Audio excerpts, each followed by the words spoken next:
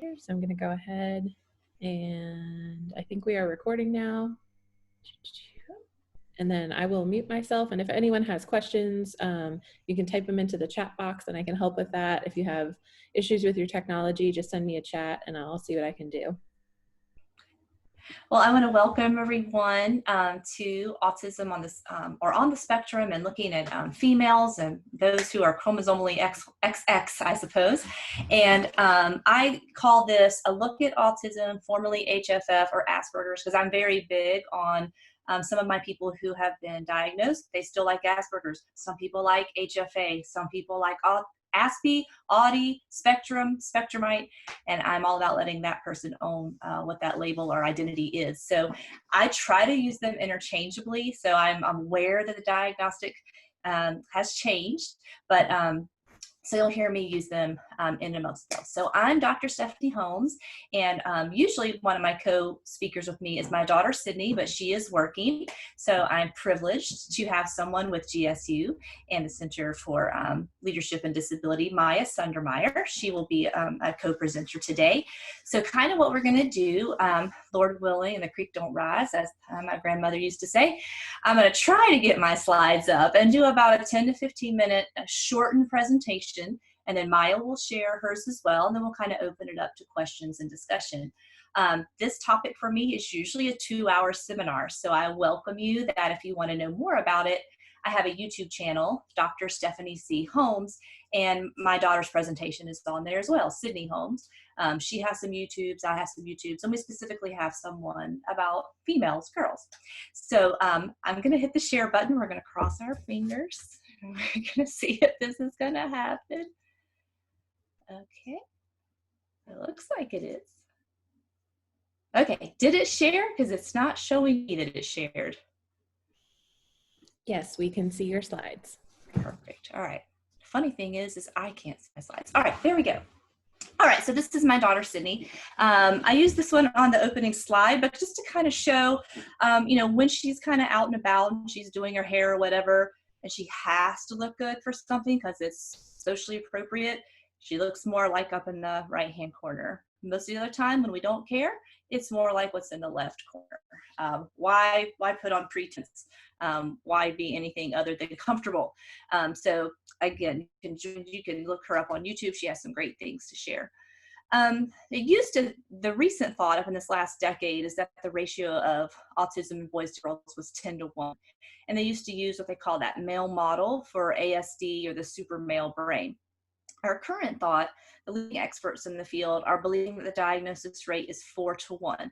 So we are still seeing more in males and females, but we'll talk a bit through why that is. Some people say better diagnostics and all of that. But we do have some genetic proof that says there is something going on the X chromosome. So since females have 2 X chromosomes, they tend to have a protective factor in that autism diagnosis. So we are going to see 4 to 1. However, we're not really seeing women diagnosed sometimes, unfortunately, until their late teens or early adulthood, or someone else is being diagnosed, because the presentations and subtleties sometimes missed by educators, by professionals, by families. The diagnostic criteria is exactly the same for males and females, but I like to give an example that Jennifer O'Toole, who is a woman on the spectrum, she said that she gives the example of attacks. She said back in the 70s and 80s, as we were trying to talk more about heart attack symptoms and preparing people for proactive measures to know when you're having a heart attack, they were teaching it across gender as there was no difference in presentation. So if you're getting sweaty, if you feel dizzy, if you feel pain shooting down your left arm, then these are signs of heart attacks. Those are actually male presentations of having a heart attack. So what's going on inside of the chest and the actual heart attack is actually the same medically. Women tend to experience pain in their back, their neck, their jaw, their abdomen, and instead of feeling dizzy, feel more of a malaise or fatigue or lethargic. So again, the same thing of what's happening in the heart attack is the same from males to females, but the outside representations or how those symptoms manifest are sometimes different. And if we don't know what we're looking for, we might sometimes miss it. So we're just kind of going through that. There are some commonalities that we're looking for when we're looking at spectrum kids being male or female. So with social skills deficits, which is kind of core to autism, the ability to read and understand peers, teachers, parents' tones, staying on topic, being in conversations, all the different nuances that come with social interactions. When women in therapy start talking about this later, sometimes they get misdiagnosed as, you'll see BPD is bipolar, I'm not bipolar, borderline personality disorder. For boys that get diagnosed later, sometimes they're misdiagnosed as narcissistic or sociopath wrongly, because these social skills deficits look and appear to be something else. But especially girls, what can be kind of tricky is still being XX, still being kind of wired female, tend to have some better social skills than male counterparts. So sometimes they can mask and kind of be a chameleon and kind of slip to the back. And as long as in school it kind of works out, if you don't have behavior problems, you can slip through the cracks. As long as you're not doing something really disruptive in class, or you're answering questions and you're doing okay on tests and quizzes, then some of these other features just don't get noticed by educators and parents. Then there's also the language processing, this lacking or maybe deficit in theory of mind and perspective taking. Sometimes that labeling of the feelings, realizing when a feeling is rising and kind of escalating. And then people for the longest time said people on the spectrum lacked empathy, but that is not what it is at all. It's that they do empathy differently. And then sometimes females have a little bit more empathy skills, again, being wired female, but not necessarily knowing what to do to be comforting in a situation, but have the empathetic skills. This just happened yesterday in my house. My father was getting a test result back today, and my daughter knows she doesn't know how to navigate my feelings. So she bought me flowers yesterday. My daughter's on the spectrum, and she gave me the flowers and said, "These are for tomorrow." And I said, "Well, what are they for?" And she said, "Well, Paul's test comes back in a negative way, they're comfort flowers. But if they come back in a good way, then they're celebratory flowers. But I won't know what to say to you tomorrow, so I'm giving you these flowers now." So very empathetic. She did know that I was going to have some kind of reaction, which, by the way, was good news. The tumor has shrunk. So they're celebratory flowers. But she, today, when the phone came in, wouldn't have necessarily have known how to have that engagement with me, except for maybe from a cognitive way, but still very empathetic. Cognitive flexibility, this kind of black and white, right, wrong thinking, to the untrained eye, my women definitely get diagnosed as borderline on this one, because this is there's two shared traits between borderline personality and Asperger's. And if you're not trained to see the difference, or educators or parents, again, they'll get misdiagnosed as BPD.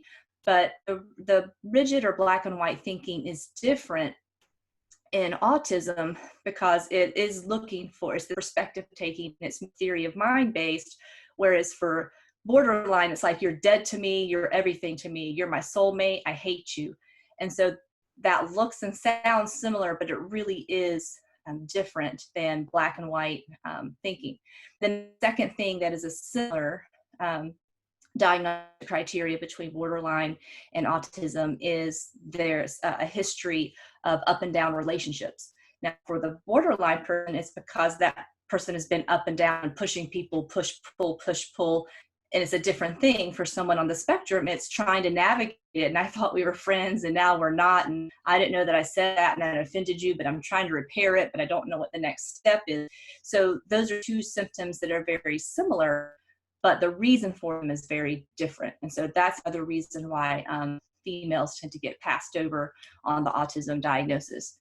The problem solving, the ability to define a problem, see what contributed to the problem, then order the steps to resolve a problem and put a plan into place.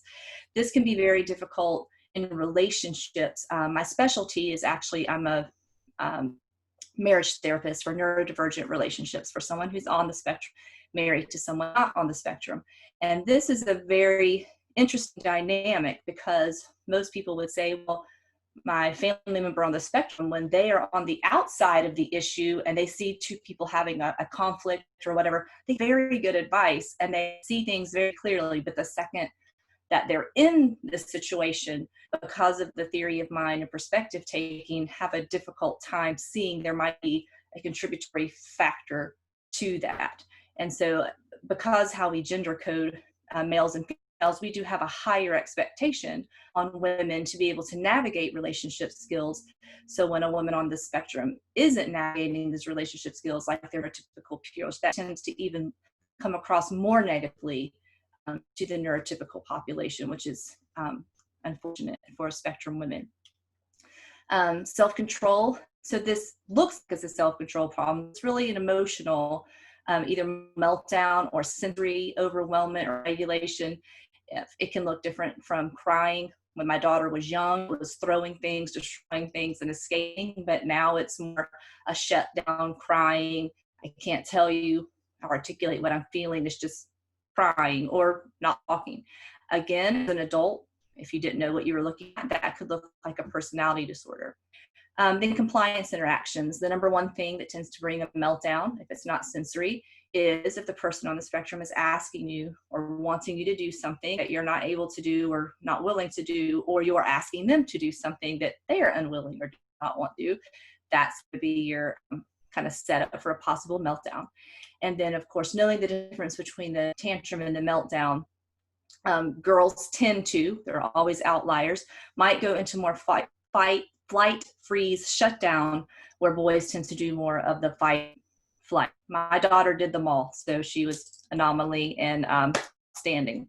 So the meltdowns, so when I'm talking to parents or I'm talking to educators, I just want to say the meltdowns are definitely not about you. We tend to take things kind of personally, but they're really about the person on the spectrum. Whatever's going on in them, it's emotional regulation issues. They're not trying to be disrespectful, hurtful, or upsetting, but whatever's going so big, they're having a hard time articulating and being able to move past it. So I always feel like that's a good PSA every time I speak. Another reason why women miss the diagnosis or don't get seen is because Aspergers Syndrome, or high functioning autism, that was once called, it's named after the man who did the research. But all the studies in the 50s, 60s, 70s, even pushing early 80s, were always on males. They were boys, young men, evaluations, testing instruments. It's all normed on male presentation. So that's the reason why sometimes the female subtleties tend to be missed. Even when we were calling it classical autism or Canner style autism, all of that research and all of the norms were being done on females. It took a really long time to have someone kind of in the field, someone like Dr. Temple Grandin, who was able to say, I'm a female on the spectrum and this is how it presents in me. But we have far more kind of men coming out there on the spectrum that are leading and speaking. And so we don't have a lot of female voices. So I'm very glad Maya Meyer is one of those. Some typical special interest for kids, of course. This is normative, not necessarily for everyone, but some of my therapists and colleagues and educators that I work with, they're under the impression that the restricted special interest or focus has to be something abnormal, or it has to be weird in nature of the interest. And most of the special interests are very much what their peers are interested in. So it's not about the special interest being weird or odd or atypical. It's about an intense focus, an ability to break from that focus. And it's not just that Johnny loves the rocks. At 5 years old, he knows more about rocks than the teacher or all of his peers and collects them and wants to talk about them and has a hard time not talking about rocks.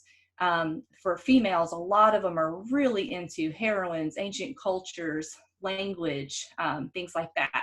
And so can talk about those things. And a lot of other girls or boys be into that too. But it's that focus. It's that hard kind of breaking from it in conversation that makes it that restrictive interest. So when I'm talking to educators or parents, I try to say, really know your person on the spectrum, because these special interests are kind of gateways into knowing them as a person, and they're going to change from time to time. So I'll just use my daughters here.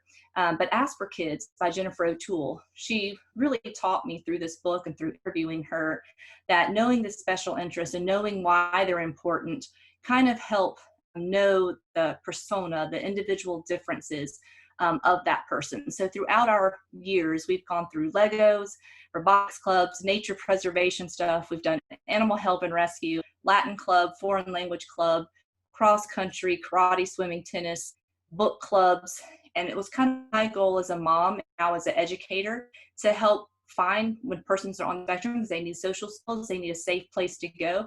Great when you're kind of an expert on something and you're really good at it.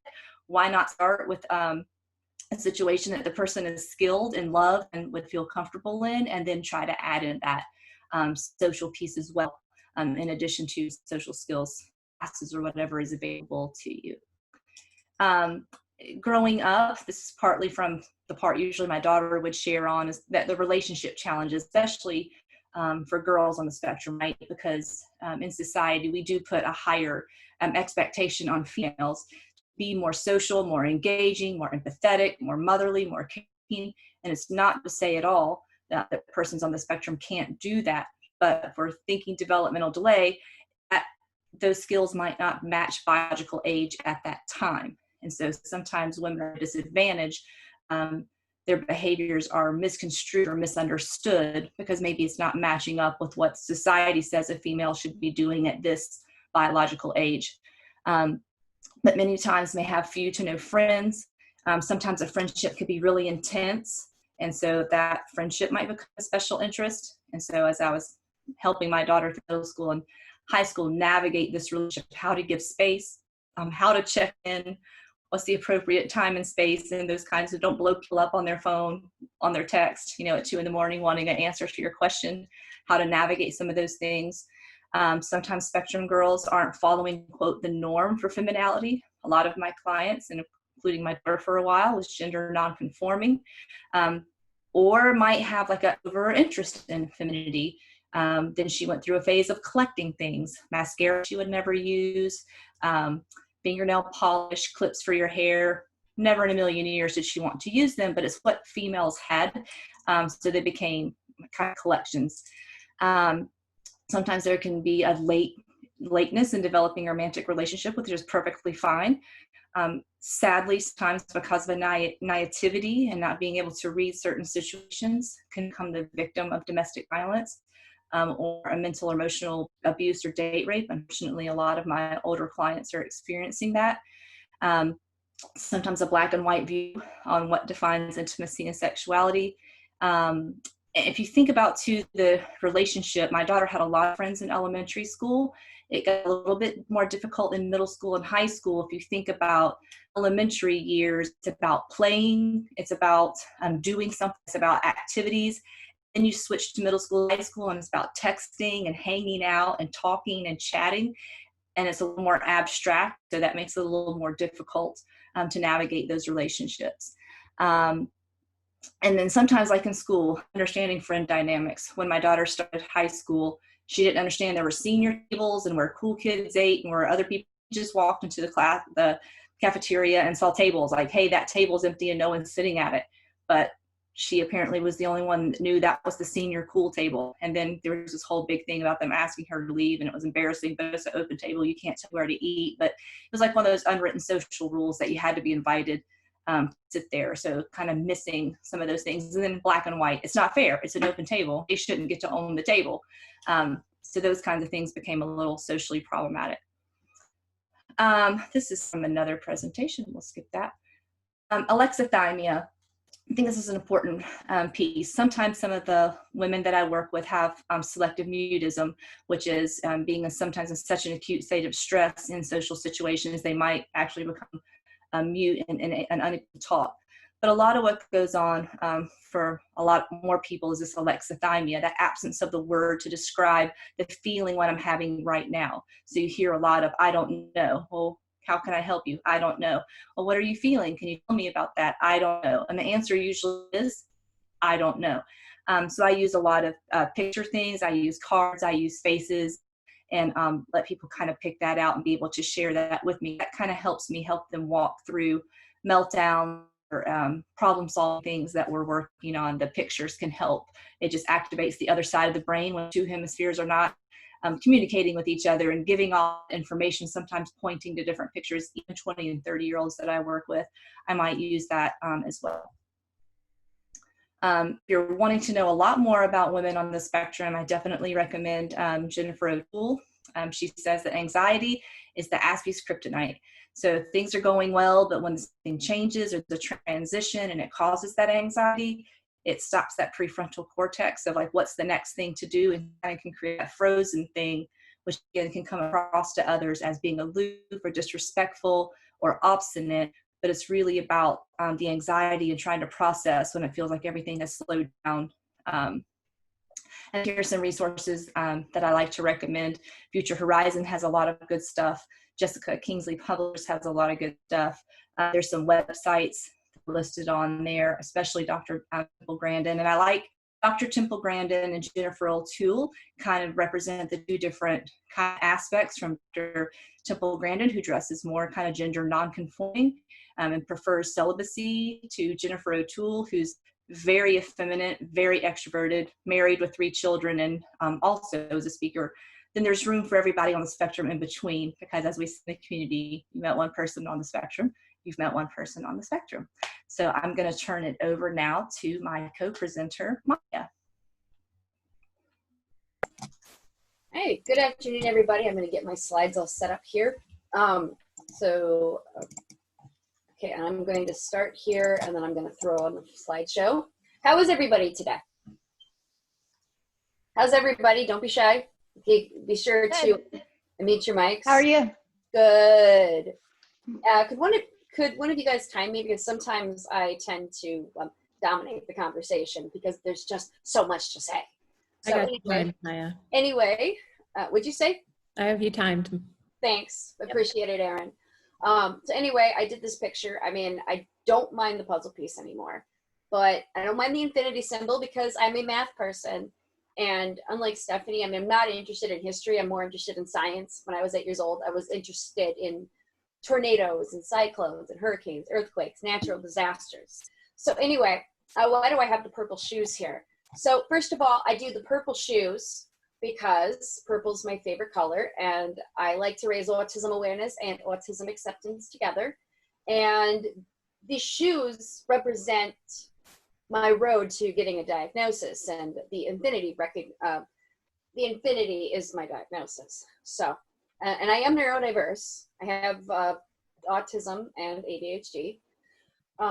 So anyway, here's about me. I wear several hats in society. Erin and I here are colleagues at the Center for Leadership and Disability. I'm an undergraduate student in psychology, and I'm planning on getting a master's in public health and going into biostatistics because I love math. Very soothing subject. I'm a public speaker, not a keynote yet. Have autism. I'm very involved in the autism community. And I am a podcast host, Hello World with Maya. And I was just on a podcast with Stephanie, and that's what inspired me to start my own podcast. And then I spread it out, but that's all about autism. And I'm a homeowner. This is my condo, go figure. And I was diagnosed at 11 years old, but here are my early years. So I suffered from anoxia at birth, and my parents noticed that I wasn't breathing. So the doctors spanked the fluid out of me. They thought they'd lost me, but the doctor said, no, I think we can still save her. So my parents noticed autism characteristics, but they thought that all autistics couldn't talk. But I had everything. I did not lack eye contact. I did not like being hugged.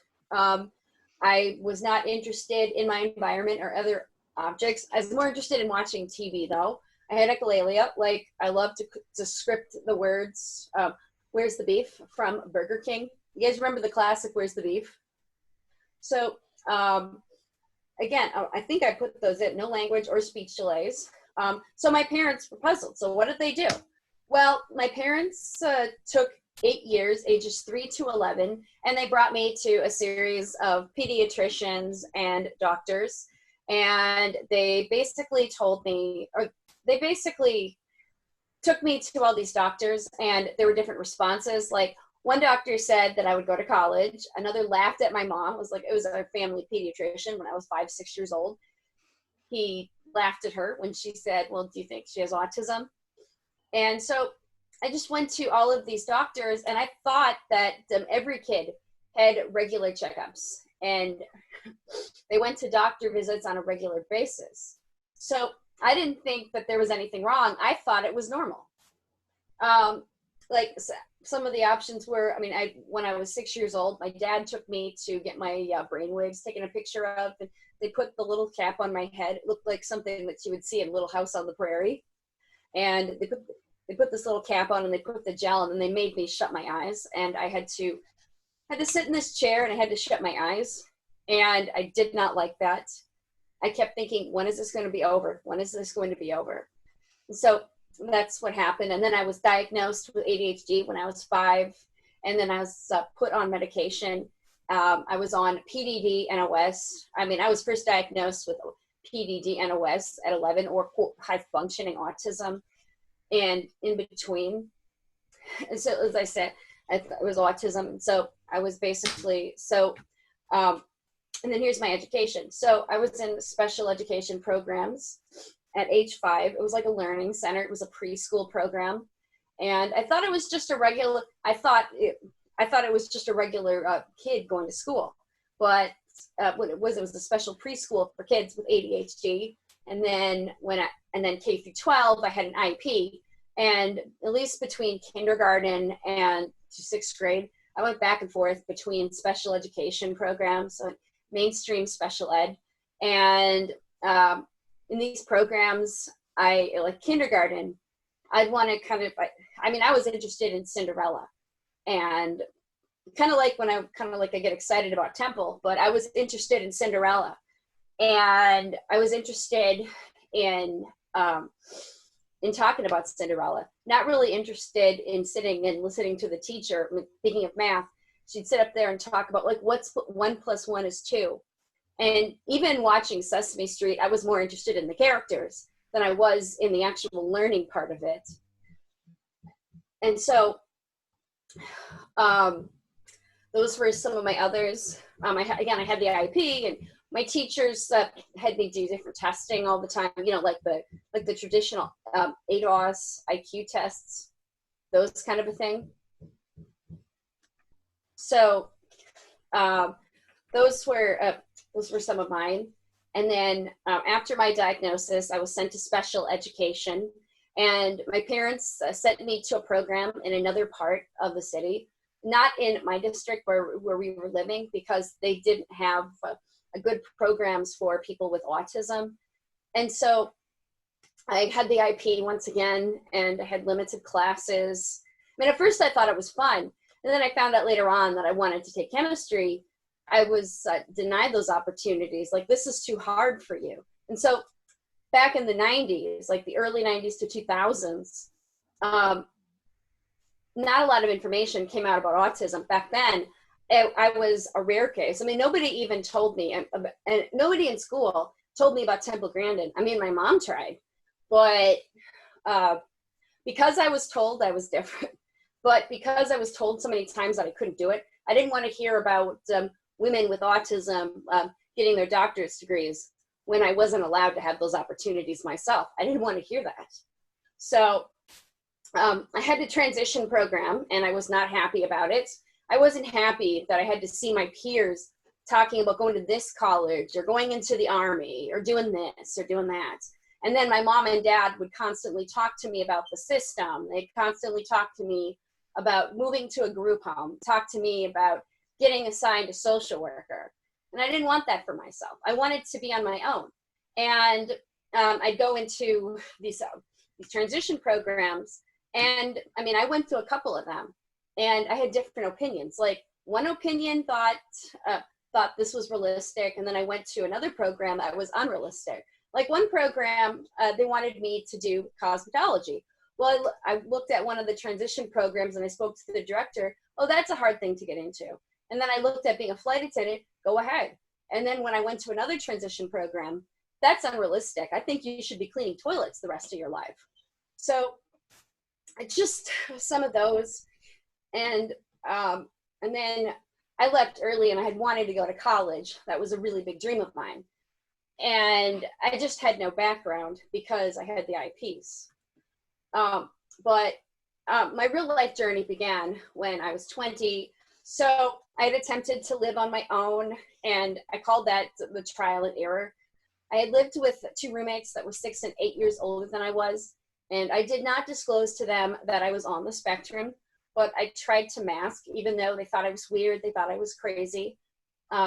I lived up the street from some family members that were in that area, extended. They wanted nothing to do with me because they thought that autism was a mental illness, and they thought I was too unpredictable, and they were very overprotective of my cousins, and they were scared that I was going to have one of my outbursts or quote meltdowns or making a scene in front of their girls, because one time I did get mad at them when I was living up there on my own. And again, they just didn't understand. So they wanted nothing to do with me, treated me like a total stranger. And then at the end of that year, I ended up moving in with my late aunt, and that's when my real journey began. And when she's the one that mentored me, prepared me, stretched me. And yes, I mean, and then I got into school. When I lived with Lois, she bought me lots of study materials, and she helped me work on my social skills, because she noticed that they were kind of poor, and she noticed that I wasn't looking at people in the eyes. And then she helped me work on appropriate comments and also work on becoming more independent. And then I got into school, got my associate's degree. Thanks to that, I got into public speaking. Had my homeowner, like I said. I got hired at the Center for Leadership and Disability, where I'm working today. So, and then I connected with Temple Grandin in the middle of that. And I just did a podcast with her about a month ago, and haven't heard back from her yet. I would love to hear what she had to say about the interview, but she's busy. So any questions from both of us? I mean, not just me. If you're happy, feel free to ask us any questions. Is there anything maybe you want to know, you have a question about, just you can throw it out there. Stephanie, Maya, either person, but I guess it's covered. What would you like to know more about? Or maybe did you come to the presentation with a specific question in mind, or something you hoped we'd talk about? Hey, can you hear me?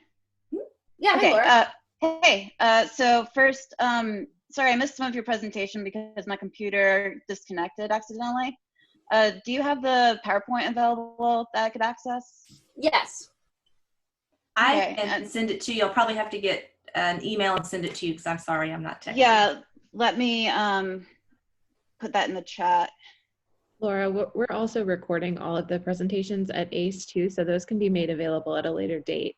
So I'll make note to have this one sent to you as well. So I'll be able to access the PowerPoint at a later date. Cool. Okay.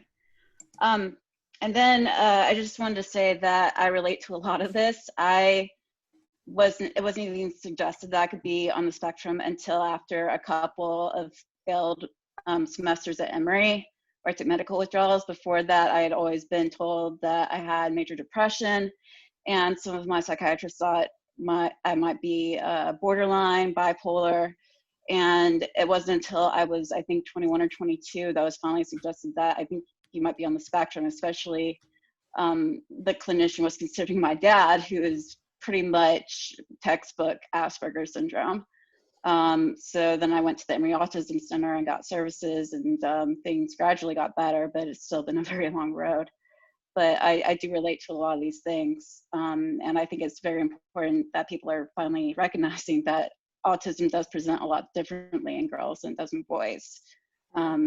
It's the same, I think, the same issue where you can't process social stimuli intuitively like most people can, but the way it manifests in girls is much different than boys. So for me, I wasn't diagnosed or looked at as having a borderline personality disorder. Mm. It was just because I had a problem in hyperactivity, and the doctor saw me as hyper, And my parents saw me as autistic, and they took me to a lot of doctors. But there are a lot of people out there that just are uncomfortable with me. Like, I got on the bus yesterday, and there were a couple of really mean adults. I mean, I avoided them, and they were making fun of me, and they were saying, you know, I heard one of them say some really mean things to me. They said to me that I'm not a girl, and they said that I'm crazy. I heard them say it, but what I did was I threw in some positive affirmations, because I'm not going to accept that. And I'm not going to argue with them, because people like that want attention, because they don't understand. But a lot of times people think I'm weird or I'm crazy, and I've had people back away from me. And I've had people just because they don't understand what's going on. So what about you? Like for me, especially in adolescence and early adulthood, the hardest thing was the depression. And the depression was from not being able to connect with people, not having friendships. And I never knew why. I knew I was different. I knew I was weird. I didn't know why. So when my psychiatrist said he thought I might be on the spectrum, and I looked more into it, like it finally started to make sense. The pieces finally started to fall into place. And it's only in the past like 4 years that I've gotten to a point where I'm able to have stable friendships, where I'm able to emotionally regulate myself, because when I was young, I was very moody, and a lot of this was because I could not regulate my emotions. And I didn't realize that there was a neurological explanation for that. That it wasn't that I was trying to be manipulative, that I wasn't attention seeking, it's just that I was completely overwhelmed, that I didn't know how to process those emotions. For me, when I was a teenager, I talked about this in one of my podcasts with another guest. I wasn't ready to be a teenager when I was 13, 14. It was great to be exposed to new things, but there's a part of me that wanted to be myself. And for me, and it's Stephanie Holmes has talked about this too. So basically, when I was 13, 14, 15, there was a girl that I was friends with in childhood. And I mean, she wasn't a good friend to be from the start. And then when she became a teenager, she wanted to be cool and popular. And it's like Stephanie was talking about with, not this time, but she's talked about this before with individuals on the spectrum. Like, they want to continue to play dinosaurs, but their friends want to start socializing. They want to start dating. What do they do over the summer? And then when that individual still wants to play dinosaurs, that individual doesn't want to be seen with them. And I had a childhood friend put me through that. She got into dating like by the time she was about 12. And she found out that I didn't want to talk about boys and dating and things that made no sense to me, at least. And she didn't want to be seen with me anymore. So she just basically didn't want me to embarrass her. And and if we did get together, she would tell me, well, don't start talking about Disney stuff in front of my other friends. And so don't do this, don't do that.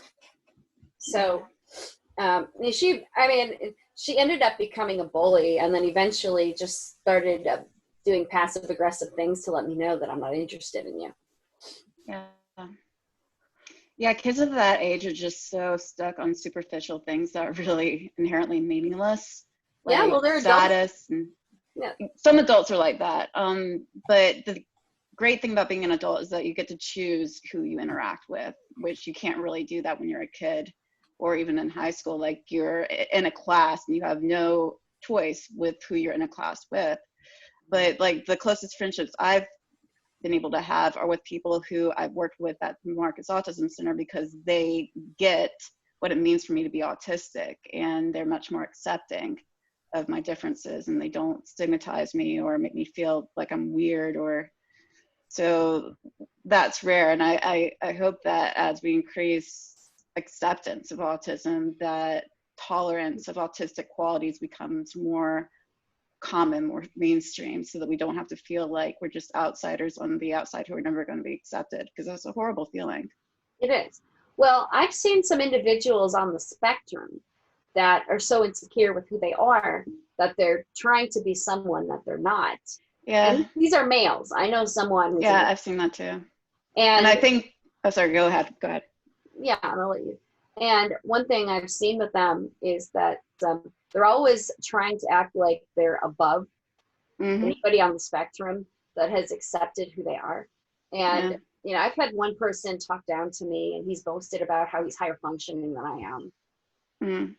And, you know, and then he's even told people in front of me that I've always thought she was weird. And this is a person on the spectrum that has some problems of his own.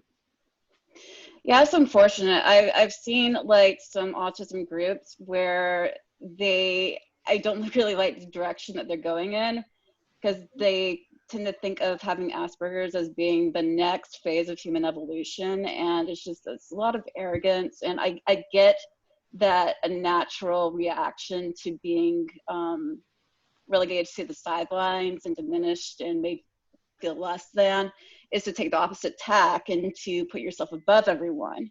But that's why there's some negative stigmas of autism in the wider mainstream community, is because of certain individuals, you know, saying that autism is a superpower. I mean, it's not better than being neurotypical, it's just different. Like, I feel like there needs to be acceptance on both ends, not to, you know, try to separate us and, you know, put us on this pedestal. Yeah. And Well, in terms of the autism and the superpowers, Laura, I use that, the superpowers would be more of a metaphor. I always think of the Incredibles. I think of X-Men and the Incredibles, and yes, there are people on the spectrum who are gifted, but I mean, I believe there are a lot of people on the spectrum that are gifted, but there are a lot of other gifted people right now. Right. There's a lot of people with gifts, like not just people with autism. But they're not being allowed to have the same opportunities as those who are the arrogant ones. Those are the ones that are seen for their disabilities. But you know, those are the ones that have a heart of gold. I mean, Temple's very smart, but you know, when I talk to her, she doesn't talk. She talks about different ways of thinking and possibilities, but she doesn't look at autism like it's some. She doesn't look at it like it's some superpower. I mean, she looks at it as accept yourself and be all that you can be.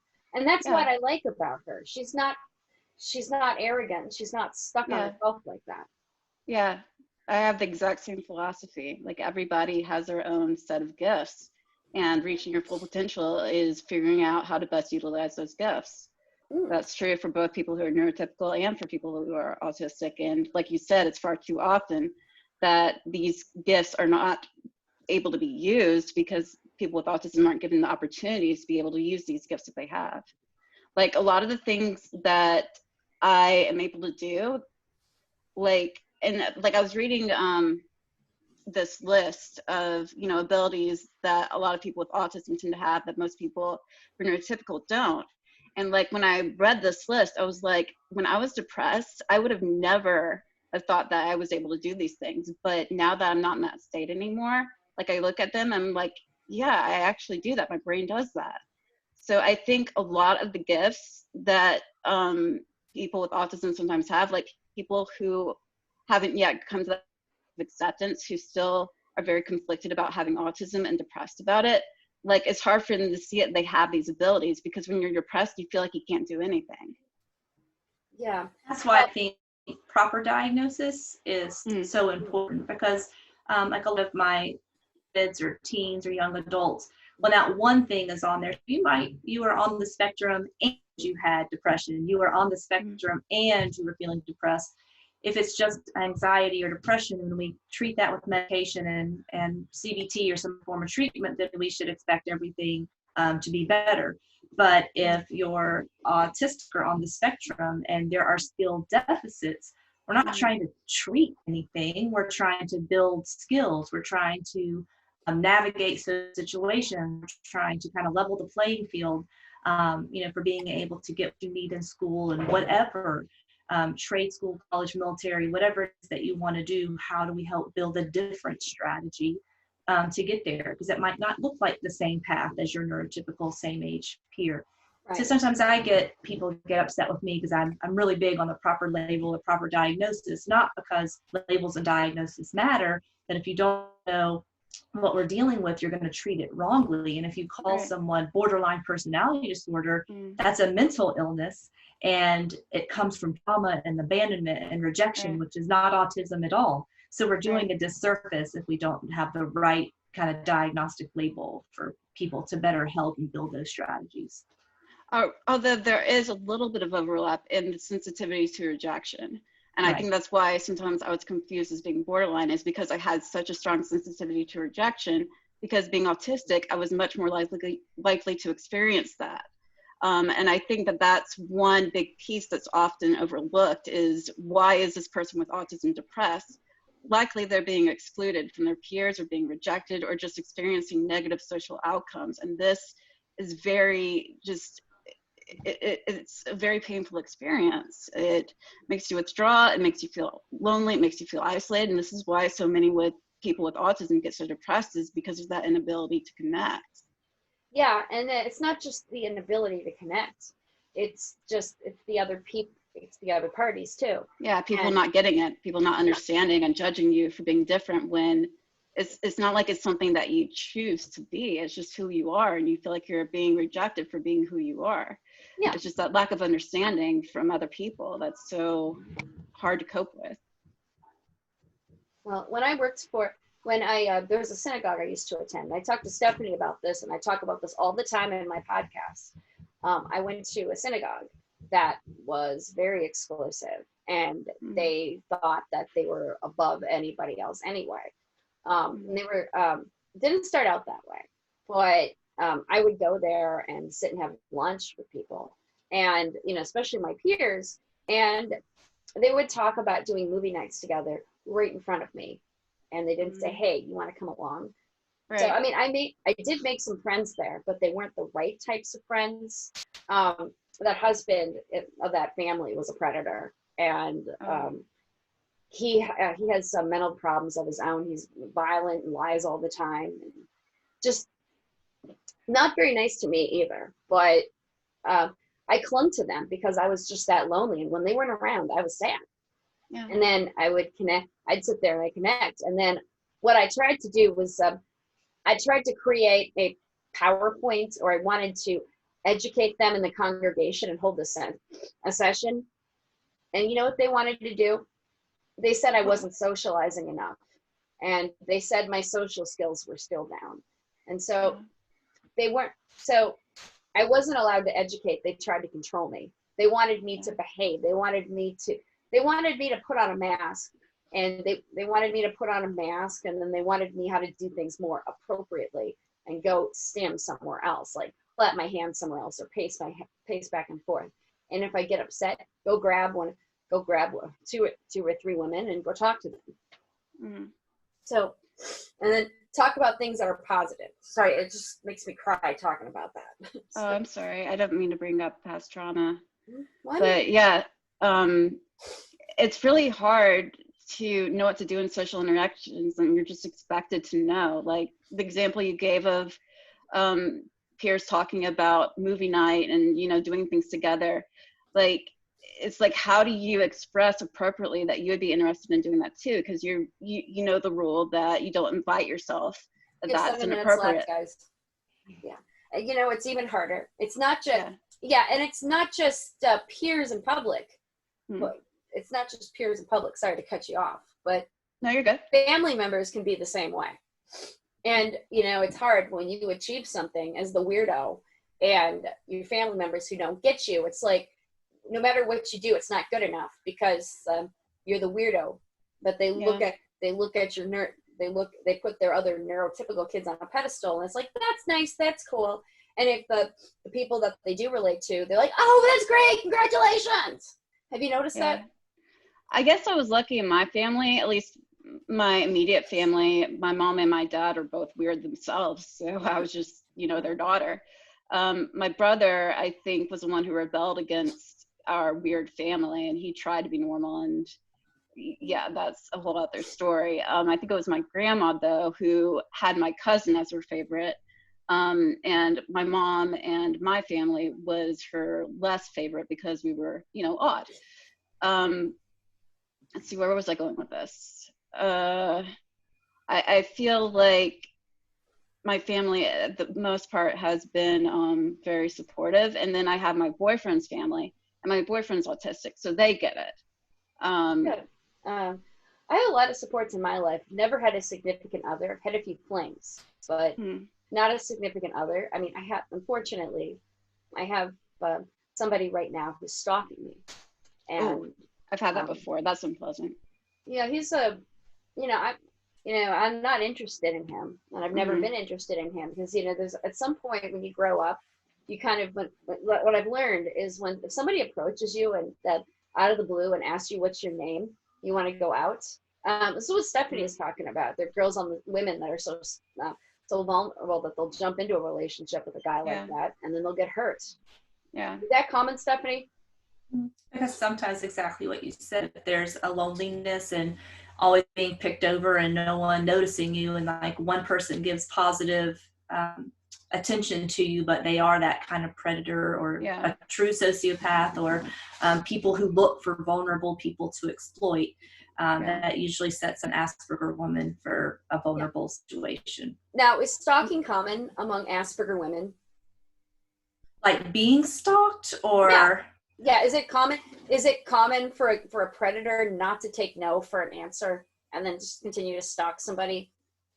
I had that in my early 20s. When someone won't, when that person has that kind of command and control personality, and they've decided they want something. Now we're talking personality disorders and other issues of mental illness. But then if they see someone they think they can control or who will be vulnerable, then they, will not stop and relent. And then that increases you feeling uncomfortable. And unfortunately, it's not illegal for people to stalk, technically. So when you combine those two things, a lonely person who's vulnerable with someone who's predatorial who won't stop, then sometimes there are dangerous situations there. Yeah. So that's why I was curious. I'm trying to get some answers. So, I mean, sorry, it's a personal thing, but I thought it would be a really, really good topic to talk about. That would be a really good future topic, because I think a lot of girls on the spectrum, especially when they're younger and haven't had as much experience in the world, they're not as likely to pick up on the red flags. Because I think like you and me are able to pick up on the red flags, but we're much older and we've learned in a different way. But I think especially the young girls, they might not necessarily pick up on this person. I should probably watch out for them because they probably don't have the best intentions. Yeah. And that could be also like that mean girl or queen bee who needs somebody to kind of be under them. Like, I'll be your friend, but you just got to get me the answers to this test, or you write my paper for me, or you're so smart, kind of build up the thing that is, you're smart, you take good notes. We'll just give me your notes and we'll be friends, but but don't see me at school. Here's the rules of interaction. Don't see me in public. And then you're like, this isn't a real friend. And sometimes it happened to my daughter as well, and I would try to give her that information, but she would say, no, they're my friend. It's like, that's not a true reciprocal. Yeah. Well, it's painful realizing that you're being used. Yeah, there was a woman that she didn't use me for things. We got 2 minutes left, but she didn't use me for things. She was a woman at the synagogue, woman in her 30s, single mother, very pretty woman. She was the queen bee around there, and at that synagogue I was at, her and then the rabbi that ran the place, but she was awful. She did mean things, like I'd be talking to someone and then she'd get mad if the other women in her little clique would sit with me for lunch. You sat? Ew, why didn't anybody sit with me?